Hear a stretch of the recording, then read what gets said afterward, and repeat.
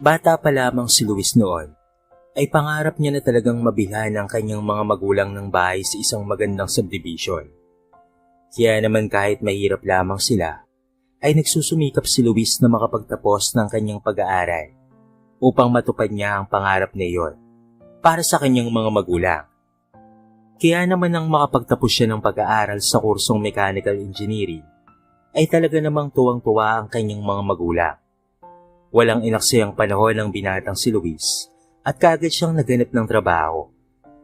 Swerte at pinalad naman siyang makapasok sa isang malaki at kilalang kumpanya ng alak dito sa Pilipinas. Hindi nagtagal, ay unti-unting gumanda ang takbo ng buhay ng pamilya ng binata dahil ito sa kanya. Nabili na niya ang kanyang mga magulang ng pinapangarap niyang bahay para sa mga ito sa isang kilalang subdivision. Diyos ko anak, totoo ba to? Dito na tayo titira? Hindi makapaniwalang usal ni Aling Rodora sa kanyang anak na si Luis. Opo, Nay. Sa atin na po itong bahay nito. Para po ito sa inyo ni Tatay. Masayang tugon ni Luis sa kanyang ina na maluha-luha pa at hindi makapaniwala sa narinig. Dati pangarap lang namin ng nanay mo ito, anak. Ngayon na ito na. Nagkatotoo na. Wika naman ni Mang Delfin kay Luis. Anak, thank you ha. Masayang sambit naman ni Aling Rodora at sa kaniyakap ang anak ni si Luis. Walang anuman po yun, Nay. Para po sa inyo yan. Hangad ko po ang kaligayahan niyo ni Tatay. Masayang tugon ni Luis sa kanyang mga magulang. Halika na po kayo, Nay, Tay, sa loob para maayos na po natin ang mga gamit na nabili natin. Excited na sambit ni Luis sa kanyang ama't ina. Nagtulong-tulong nga silang tatlo upang maayos ang loob ng bahay. Hapon na nang sila'y matapos. Wow naman, Nay. Mas lalong gumanda nung naayos na ang mga gamit. Masayang sambit ni Luis. Siyempre naman, anak. Expert ata ang nanay mo pagdating sa pagdedecor. Tignan mo naman yung luma nating bahay, oh. Kahit maliit lang yun ay maganda at malinis ang loob nun. May pagmamalaking wika ng nanay ni Luis. Ayun ang gusto ko sa'yo na eh. Sabay yakap ni Luis sa kanyang ina. O siya, sa labas naman ang ayusin natin. Singit naman ni Mang Delfin, habang hawak-hawak ang walis at dustpan. Naku Tay, magpahinga na po kayo ni Nanay. Ako na po ang bahala sa labas. Pikil ni Luis sa kanyang ama. Ay hindi anak, tutulong kami ng tatay mo. Kung gusto mo, ay tulungan mo na lamang kami para mabilis tayo. Suwestyon ni Aling Rodora sa kanyang anak. Kaya naman tatlo silang nagtulong-tulong sa paglilinis sa kanilang likod bahay. At maging sa harap nito, nang biglang mapansin ni Aling Rodora ang bahay sa kanilang tapat. Ano ba yan? Bakit naman ganyan yung bahay sa tapat natin? Nakakasira naman ang view. Naiirit ang saad ni Aling Rodora sa kanyang sarili. Nang mapansin ni Luis na nakasimangot ang kanyang ina, O Nay, bakit po parang naiinis po kayo dyan? Usisa ni Luis sa kanyang ina. Ha? Ay wala anak. May nakita lang kasi akong hindi maganda sa paningin ko. Naiirit ang saad ni Aling Rodora sa kanya. Ano po yun, Nay? Hindi ko po kayo maintindihan. Nagugulumihan ang tanong ni Luis sa kanyang ina. Ayun o, sabay turo ni Aling Rodora sa bahay na nasa tapat nila. Anak po, pinayagan ng ganyang istruktura ng bahay sa ganitong klaseng subdivision? Tanong ni Aling Rodora sa kanyang anak. Ayan po ba, Nay? Baka barracks po ng mga construction worker yan. Marami po kasing itatay yung bahay dito. Kaya siguro po, ay pansamantalang nagtayo sila dyan ng barracks. Paliwanag ni Luisa na naiirit ang ina. Ganun ba? Bukas na po kasi ipapatanggal natin yan, anak. Diyos ko, ang mahal-mahal ng bili mo dito sa bahay na to. Tapos ganyang tanawin lamang ang bubungaran natin pagkagising natin sa umaga. Hindi ako papayag ng ganun. Ipapaalis ko yan bukas na bukas din. Mataray na wika ni Aling Rodora sa kanyang anak. Nay, hayaan niyo na po. Hindi naman po naaapektuhan ng bahay natin. At saka isa pa po, Nay, minsan din tayong tumira sa ganyang uri ng bahay. Paalala ni Luis sa kanyang ina. Yun nga anak eh. Gusto ko lang kalimutan yung pangit na lugar na yon at pati na rin yung bahay natin dati. Pero paano ko yun makakalimutan? Kung sa tuwing sasilip ako, ang barong-barong na yan ang nakikita ko at nagpapaalala sa akin ang katayuan natin sa buhay noon. Mayabang na sambit ni Rodora sa kanyang anak. Sino ba kasing may-ari ng bahay na yan? Nang sa gayon ay makausap ko. Mataray na tanong ni Rodora kay Luis. Nay, hayaan niyo na po. Huwag niyo na pong intindihin yung bahay sa tapat natin. Ang mahalaga ay maayos na po ang bahay na meron tayo ngayon. Malumanay na saad ni Luis sa kanyang ina. Anak, hindi mo naiintindihan eh. Matagal kong inaasam-asamang mamuhay sa lugar na maayos. Nandito nga tayo sa isang magandang subdivision, tapos ganyang bahay lang rin naman ang makikita ko sa araw-araw. Parang wala ring pinagkaiba sa dati nating tinitirhan. Kaya't wag mo akong pipigilan, dahil aalamin ko kung sino ang nagmamay-ari ng bahay na yan. Nakakainit ng ulo. Mayabang na saad ni Aling Rodora sa kanyang anak. Nay, ano naman po ang gagawin niyo kapag nalaman niyo kung sino ang nagmamay-ari ng bahay sa tapat natin? Tanong ni Luis sa kanyang ina. Di re-report ko sa homeowners dito sa atin, nang sa gayon ay mapatanggal yung pangit na bahay na yan. Tahasang saad ni Aling Rodora. Napapailing-iling na lamang si Luis dahil sa tinura ng kanyang ina. Hindi naman ito ganito dati, pero bakit bigla-bigla na lamang naging matapobre? Nay, sa pagkakaalam ko po, bahay at lugar lang po ang pinalitan natin. Bakit parang pati pag-uugali niyo po ay hindi na maganda? Hindi na po ito katulad ng dati. Kinalimutan niyo na rin po ba ito? Sarkastikong wika ni Luis sa naggagaliiting ina. Hay nako Luis, tumabi ka nga dyan. Huwag mo akong pipigilan sa gagawin ko ha. Kasi ito yung tama. Nagbabayad tayo ng mahal dito sa lugar na to. Tapos may kanyang kapangit na bahay. Usal ni Rodora. At dali-dali na nga itong lumabas ng kanilang bakuran. At naghanap ng kapitbahay na matatanungan patungkol sa pangit na bahay sa harapan ng kanilang bahay. Tamang-tama naman, may nakita siyang nagwawali sa labas. Hi, good morning Iha.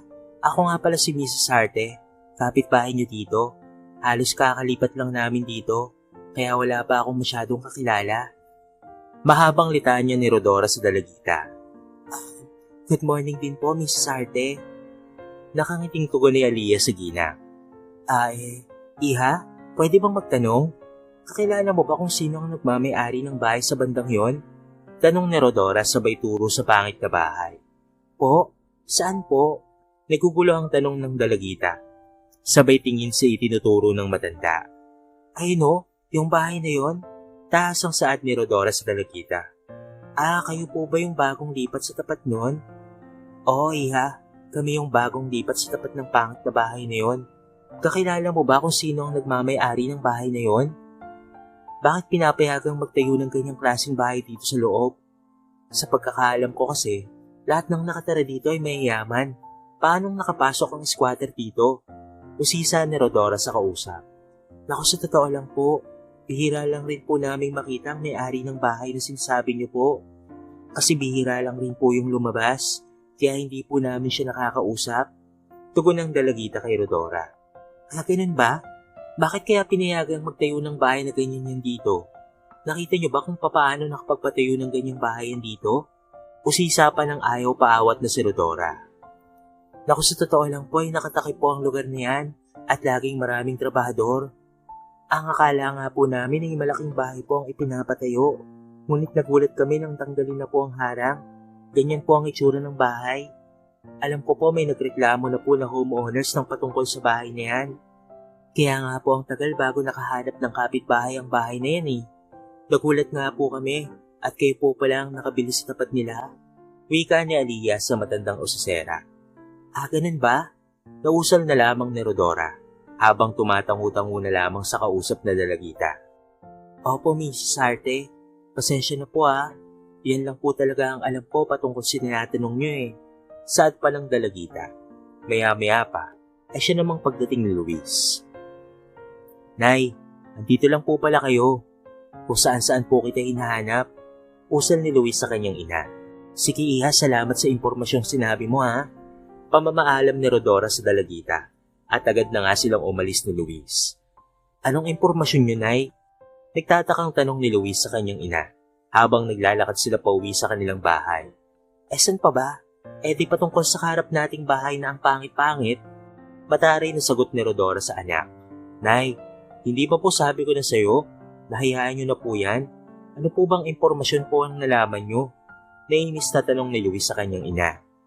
Bakit bigla ka na lamang naging interesado dyan Sarkastikong wika ni Rodora sa kanyang anak. Wala naman po, Nay. Gusto ko lang rin pong malaman kung ano po ang nalaman nyo. Nangingiting tugon ni Luis sa kanyang ina. Ganito kasi yun, anak. Sabi ng dalagitang kausap ko kanina, hindi nila alam at kilala kung sino ang may-ari ng bahay na yan. Dahil nakatakip daw yan yung ginagawa. Isang babae raw ang may-ari ng bahay na yan. Sa katunayan nga, ay nagtataka rin sila gaya ko kung bakit nakatira yan dito. At akala nila ay mayaman dahil sa maraming trabahador daw yan noon. Pero gulat na gulat daw sila nang makita nila na ganyan ang itsura ng bahay noong matapos. Totoo po ba, Nay? Para namang hindi totoo ang sinasabi ng dalagitan na yun sa'yo, Nay. Hindi makapaniwalang saad ni Luis sa kanyang ina. Yan ang nga rin ang iniisip ko eh. Parang napaka-misteryoso naman nata ng may-ari ng bahay na yan. Ani ni Aling Rodora na tila ba nag-iisip ng malalim. Hay naku, ang mabuti pa, Nay, umuwi na lamang tayo para naman makapagpahinga ka na. Makikita rin natin ang may-ari ng bahay na yan sa mga susunod na araw. Dahil katapat lang naman natin siya. Doon mo na lang siya kausapin kapag nakita mo na siya, Nay. Suwestyon ni Luis sa kanyang ina. Oo nga, anak, no? Tama, ganyan na lamang ang gagawin ko. Humanda talaga sa akin yung babae na yun kapag nakita ko siya. Dahil naiinis talaga ako sa bahay niya. At sa harap pa talaga natin. Kasalanan mo rin kasi ito, anak eh. Nay, etong unit lang po kasi ang walang nagmamay-ari. Tapos ang mura-mura pa po. Kaya kinuha ko na lamang po kaagad. Hindi ko naman po alam na may katapat tayong ganyan. Huwag na po kayong magalit sa akin, Nay. Wika ni Luis sa kanyang ina. O siya, sige na. Nariyan na yan eh. Kahit pa magalit ako, hindi na mawawala yung bahay na yan sa harapan natin. Magpahinga na lamang tayo pagkarating sa bahay. Saad pa ni Rodora sa anak ni si Luis. Samantala halos 1 linggo na ang lumipas. Mula nang sila'y makalipat ng bahay. Ngunit hindi pa rin nakikita ni Rodora ang may-ari ng bahay sa kanilang tapat. Good morning, Nay. Ang aga-aga ay nakasilip ka na po dyan. Sita ni Luis sa kanyang ina. Anak, nagbabaka sakali lang naman kasi ako na baka makita ko ang may-ari ng bahay na yan. Tugon ni Rodora sa kanyang anak. Naku, Nay, baka inabandano na po yan ng may-ari, kaya ganyan na po ang itsura niyan. Kung ako po sa inyo, ay titigilan ko na po ang kakasilip dyan, kasi mag-iisang linggo na rin naman po tayo dito, hindi nyo pa rin po nakikita ang may-ari. May stress ka lang dyan sa mga pinagagagawa mo, Nay. Wika ni Luis sa kanyang ina. Wala akong pakialam, basta't humanda talaga ang may-ari ng bahay na yan. Dahil sa hindi ako komportable na tumira dito hanggat hindi pa nawawala sa harapan natin yan. Patigas na saad ni Rodora sa kanyang anak, na siya namang ikinabuntong hininga na lamang ni Luis. Hay nako, ikaw na lamang po ang bahala, Nay. Alis na lamang po muna ako at marami pa akong aasikasuhin sa opisina. Paalam ni Luis sa kanyang ina at agad na nga itong umalis. Palaisipan talaga kay Rodora ang lahat.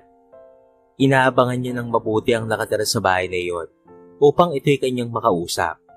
Ilang araw rin siyang naghintay dahil mailap talaga ang may-ari nito. Hanggang isang araw ay nagulat na lamang siya nang biglang lumabas ng bahay na iyon ang may-ari. Sa wakas lumabas ka rin sa lungga mo. Mukhang nag-iisa lang kaya walang pakialam sa buhay. Humanda ka sa akin, saad ni Rodora. At nakangisi pa ito habang papalabas ng kanilang bahay na siya namang naabutan ni Luis. Nay, sandali lang po. Hayaan niyo na po siya. Siya naman po ang nauna dito eh. May karapatan po siya sa kung ano ang gusto niyang ipatay yung bahay. Dahil lupa naman niya yun. Hindi po natin alam baka may dahilan po siya. Awat ni Luis sa kanyang ina. Luis, anak, kung hindi ako kikilos, ay palagi kong makikita mula rito ang pangit na bahay na yan. Hindi ka ba naasiwa? Kakausapin ko lang naman siya ng sa gayon ay may ayos niya ang bahay niya para alam niyang nakakaperwisyo siya ng paningin ng iba. Aniya. Pero Nay, mali pa rin po ang gagawin mo. Huwag kang magpadalos-dalos. Baka sa huli mapahiya pa po tayo sa gagawin mong yan. Nag-aalalang saad ng kanyang anak. Kung ikaw ay nasisikmura mo ang makita ang pangit na bahay na yan, pues ako ay hindi. Ngayon ko lang siya nakitang lumabas kaya ito na ang tamang pagkakataon para siya ay kausapin. Huwag mo akong pipigilan, Luis ha. Matagal kong hinintay ang pagkakataon na ito. Saad pa ni Rodora sa kanyang anak. Pero Nay, hindi na natapos pa ang sasabihin ni Luis dahil sa lumabas na ang kanyang ina ng kanilang bahay at hindi na nagpaawat pa ang matandang babae upang kumprontahin ang may-ari ng bahay. Dahil doon ay hindi niya napigilan pa ang kanyang sarili sa sobrang pagkainis dito. Mawalang galang na, Iha. Ikaw ba ang may-ari ng bahay na yan? Turo ni Aling Rodora sa bahay na nasa harapan niya. Magandang umaga rin po, Mrs. Opo, bakit ho? Nagtatakang tanong ng dalaga. Wala ka ba talagang planong ipaayos ang bahay mo? Kontento ka na ba sa ganyan? Bungad ng matanda. Tumingin ng dalaga sa kanyang bahay. Ayos naman po ang bahay ko, Mrs. Kontento na po ako. Tugon naman ng dalaga. Ano? Kontento ka dyan? Diyan sa bahay mong sobrang pangit, ha? Hindi makapaniwalang tanong na Rodora sa kausap. Opo, bakit po ba? Wala naman po masama sa bahay ko, ha? Nagtatakang sagot naman ng dalaga. Ay nako, ano pa ba ang inaasahan kong isasagot mo? Siyempre ang mga kagaya mong tamad at irresponsable ay kontento na sa ganyang uri ng pamumuhay. Nakakatawa ka lang. Dahil sa ganitong lugar mo napili talagang magpatayo ng ganyang kapangit na bahay. Dagdag pa ni Rodora. Teka lang po, Mrs. Bakit sobrang laki po ata ng galit niyo sa bahay ko? Wala naman sigurong ginagawang masama ang bahay ko sa inyo para magkaroon kayo ng galit dito. Magalang na tanong ng dalaga kay Rodora. Aba, so sa pag-aakala mo ay walang ginagawang masama ang bahay mo sa amin? Wawa, wala, sure ka? Sure ka na talaga dyan? Mataray nitong tanong. Opo, kasi po nakatayo lang naman po dyan ang bahay ko at hindi naman po yan siguro nang aaway at gumagalaw para galawin kayo. Sarkastikong saad ng dalaga. Aba, ang sarkastiko mo ring magsalita, no? Para malaman mo, yung bahay mo ay may ginawang masama sa akin. Alam mo ba yun, ha? Pasensya na po kayo, Mrs. Pero hindi ko po alam. Ano po ba yun? Para naman po masolusyonan nga po kaagad nang sa gayon na hindi na kayo magalit. Magalang na tanong ng dalaga. Pues ayusin mo yung bahay mo dahil sobrang pangit. At hindi ko matiis na tingnan yan. Makakasira yan ang paningin at mood ko. Kaya ayusin mo yun, ha? Wala ka bang pera? At sana naman ay umiya ka sa mga kapitbahay mo dito, na ang gaganda ng mga bahay. Habang yung bahay mo ay parang bahay ng isang daga. Magunos dili ka, iha. Suway ni Rodora sa dalaga. Pasensya na po kayo, Mrs. Pero hindi po ako nahihiya. At isa pa po, kontento na po ako sa bahay ko. Gaya ng sinabi ko kanina lang po. At kung wala na po kayong sasabihin, ay pwede na po ba kayong umalis? Tanong ng dalaga sa kanya. Inis na inis si Rodora sa inasal ng dalaga. Nag-iisip tuloy siya ng ibang paraan para mapalis ito sa lugar na iyon. Puisit na babaeng yon? Sigaw ni Rodora nang makapasok na ito sa kanilang bahay. O Nay, bakit po parang bad trip po kayo dyan? Hindi mo po ba nakausap ang may-ari? Tanong ng kanyang anak. Ay nako, nakausap ko na siya, pero nakakabuisit ang katwiran niya sa akin na hindi man lamang niya ipinaayos ang kanyang bahay. Alam mo ba ang sagot niya sa akin? Kontento na raw siya sa kung ano ang bahay na meron siya. Inis na kwento ni Rodora kay Luis. Sabi ko naman sa iyo kasi na nahayaan mo na lamang. Ang pakialaman niyo na lamang po ay yung sariling atin. Suwestyon ni Luis sa kanyang ina. Hindi pwede. Kailangan kong mag-isip ng paraan para mapaalis siyang babae na yan. Ang antipatik pa kung magsalita. Akala mo naman kung sino. Nay, ang mabuti pa ay magpahinga na lamang po muna kayo. Kanina pa po kayo hinahanap ni tatay. Wika ni Luis sa kanyang ina. Agad namang sumunod si Aling Rodora sa kanyang anak. Mahal, saan ka ba galing? Paggising ko ay wala ka na sa tabi ko. Usisa ni Mang Delphine sa kanya. Shh, mahal, wag ka munang maingay, may inisip ako. Tugon ni Rodora sa asawang si Mang Delphine. Ayun, tama. Usal ni Rodora sabay pitik ng daliri. Ano bang nangyayari sa'yo, Rodora? Nagugulo ang tanong ni Mang Delphine. May iniisip na akong paraan, mahal. Sagot naman ni Rodora sa kanyang asawa na siya namang narinig ni Luis. Nay, ano na naman po ba yan? Hindi po ba kayo napapagod sa ginagawa nyo? Parang ang laki-laki ng kasalanan sa iyo nang nakatira sa pangit na bahay na yan, ha? Sita ni Luis sa kanyang ina. Anak, makinig ka sa akin. Total malaki-laki rin naman ang sinasahod mo. Ano kaya kung bilhin na lang natin ng lupa ng pangit na bahay na yan sa tapat natin? Total wala naman kwenta ang bahay ng babae na yon. Bilhin na lang natin. Nang sa gayon ay gumanda naman ang paligid natin. Nakakaya sa mga kumari kong bibisita sa atin. Panira ang view ng bahay ng babaeng yan. Suwestyon ni Rodora sa kanyang anak. Pero Nay, hindi naman po ipinagbibili ang lupang kinatitirikan ng kanyang bahay. Hayaan nyo na lamang po siya, Nay. Total hindi naman niya tayo ginagambala. Ang intindihin na lamang po natin ay ang buhay na meron tayo, Nay. Wika ni Luis. Basta, kung ayaw mo, ako na lang ang gagawa ng paraan para tuluyan ng umalis ang babaeng yan dito sa lugar na to. Salbahing usol ni Rodora. Diyos ko, Nay, parang hindi ko na po kayo kilala sa inaasal nyo. Ano na naman po ba ang binabalak nyo? Kung hindi ko yun mabibili, pues pupuntahan ko ang namamahala ng subdivision na to at babayaran ko sila para lamang mapalis ang babae niyan at mapagiba ko na ang pangit niyang bahay. Inisasaad ni Rodora. Rodora, hayaan mo na lang sana. Isipin mo na lang na walang bahay sa tapat natin para hindi ka na may stress. Wika ni Mang Delpin. Hindi talaga pwede. Ilang beses ko bang sasabihin sa inyo na hindi ko talaga masisikmura kapag nakikita ko yung pangit na bahay na yan, ha? Pinilhan mo nga kami ng bahay sa subdivision na to para maging masaya kami ng tatay mo, anak eh. Pero hindi ako magiging masaya hanggat hindi nawawala ang pangit na bahay na yan. Napapailing-iling na lamang si Mang Delpin sa pagbabago ng ugali ng kanyang asawa. Desidido naman si Rodora na paalisin ang babae sa kanilang subdivision upang mawala na rin ang bahay dito sa kanilang tapat.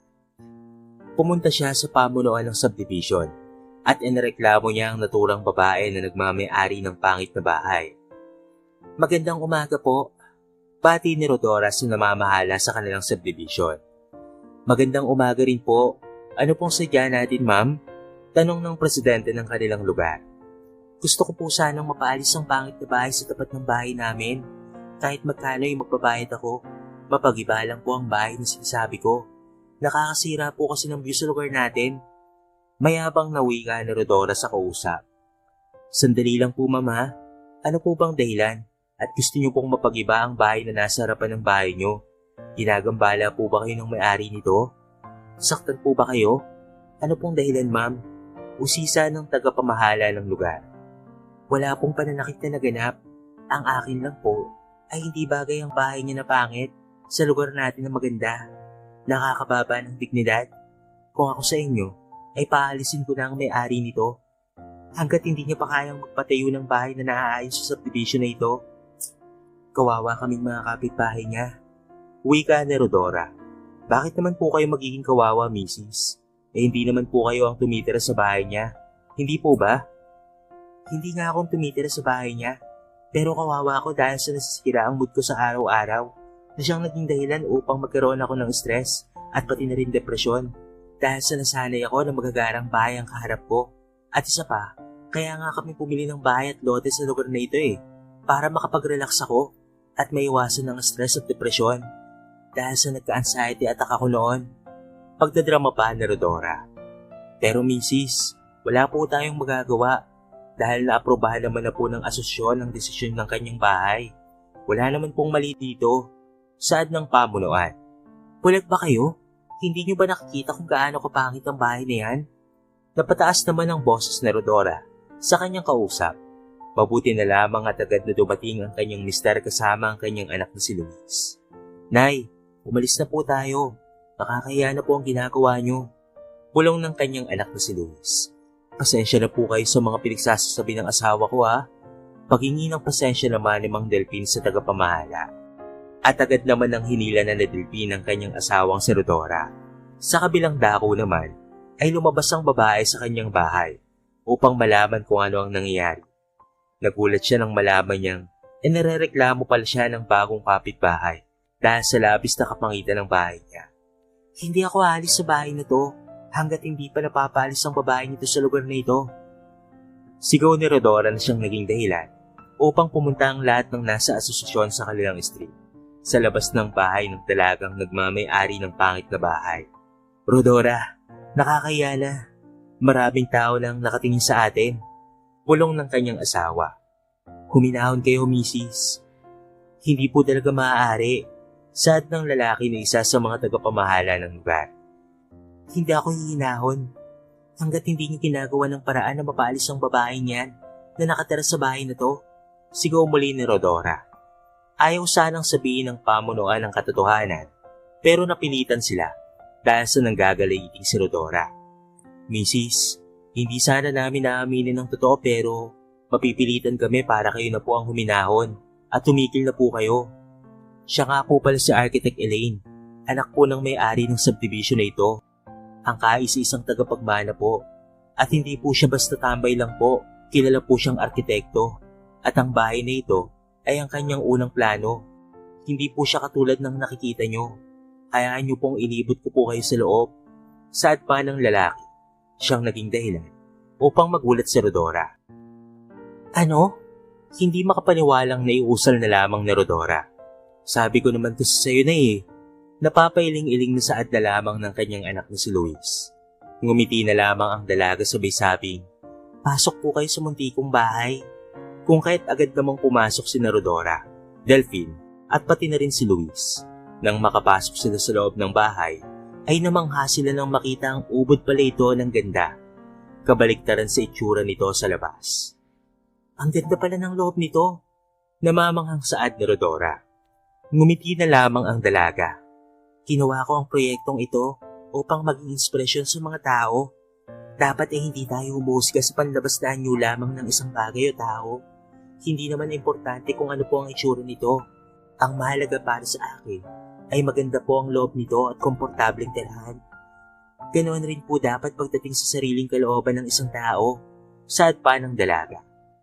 Napahiya tuloy ng matindi si Rodora at naisip niyang ginawa ata ang bahay na ito para sa tulad niyang mapanghusga at mapanglait. Abot-abot ang paghingi ng tawad ni Rodora kay Architect Elaine dahil sa kanyang mga inasal at maling nasabi. Patawarin mo sana ako sa ginawa ko, Iha. Patawarin mo ako sa lahat ng panghusga kong ginawa. Huwag po kayong mag-alala, Ma'am at Sir. Kasi sanay naman na po akong mahusgahan. Ang isipin niyo na lamang po ay isa po itong leksyon, hindi lang kay Mrs. Sarte, kung hindi po sa lahat ng nasa subdivision na ito na nanlalait sa bahay ko. At sana naman ay wala na kayong mahusgahan pa na ibang bahay o hindi kaya ay tao. Makabulo ang saad nito, kaya mula noon ay nagbago na ang tingin ng ginang sa bahay na iyon. Sa tuwing matatanaw niya ang naturang bahay, ay pinapaalala sa kanya ang malaking aral na kanyang natutunan. Na huwag basta-basta umusga sa panlabas na kaanyon lamang.